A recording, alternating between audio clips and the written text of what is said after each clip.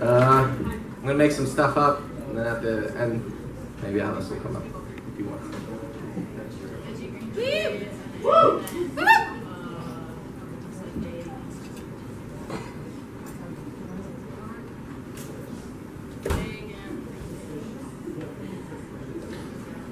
I get to see my surgeon tomorrow. I get to wake up at 7 a.m., go to my job a little bit earlier than usual, then leave a little bit earlier than usual, and go see my surgeon tomorrow. 2 years ago, a woman named Lisa McMahon put rods in my chest. She got me naked. She put me on a gurney. She wrote her name on me. I said, why? She said, I don't want to mix up the body. And I thought to myself, I'm sure that's happened before. It's an interesting feeling underneath the methadone when you're alone, thinking that this could be it. Not that it's very risky, but swiftly you could pass if the anesthesiast chooses to miss a little bit of the dosage. You don't know if this is your last moment, but you feel potent. You feel life with exuberance and hunger, and you say, when I have my new $50,000 chest, whew, I'm gonna feel so much better. And then you wake up and you feel your heart expanding, and you're wondering if you had a heart attack, and you can't believe if it's happened yet. Then you grow to learn that this is what a heart is supposed to feel like, with bones pushing down, not letting your blood flow right. This is the way it happens at night, waking up in the middle with a needle in your arm as you feel alarmed and sometimes hopeful. Bittersweet that she's not here to see, but reluctant, hopeful that someday someone will be. See, there's so many people in my life to where my caved-in chest was a special thing. It's intimacy. See, when she used to press her hand inside my chest, she was closer to me, closer to my heart than anyone will be. Now I'm reinforced with steel bars. I could guess you could say that I'm guarded. Sometimes you get to see faces years later. They get to press your hand to your heart and say, I used to be able to put my fist in there. I knew this girl back in high school. I met her in the hallway freshman year. Her name was Monet. She was dark-skinned and luscious, tall and exuberant. She used to smile at me like no one else would.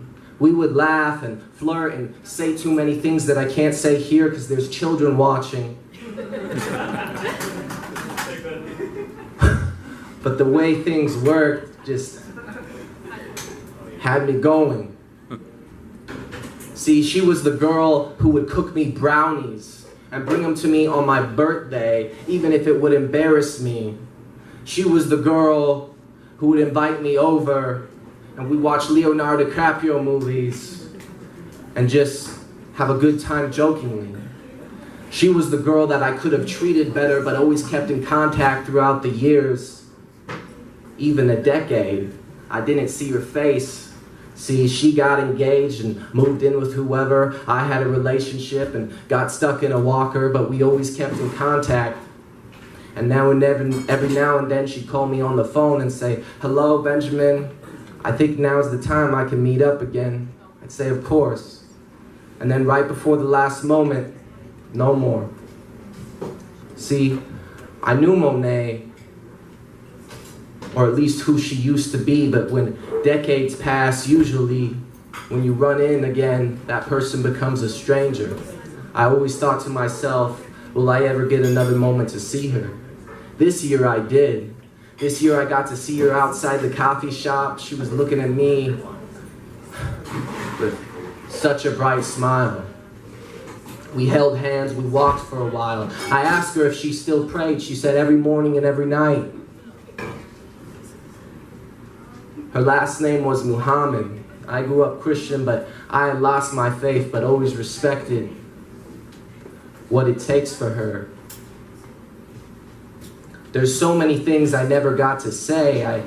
I still loved her, And I wanted to say right there, I fucking love you. But I thought to myself, maybe this is the last time I ever see her. Maybe that'll be a little bit too presumptuous. Maybe if I say things like that and she leaves,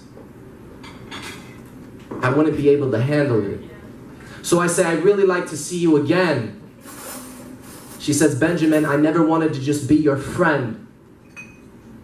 I said, maybe I could be open to that, but see, I'm handicapped and I'm not the guy who I used to be when I was 15. I can't even watch a movie with you like we used to. See, I can't even do my own driving.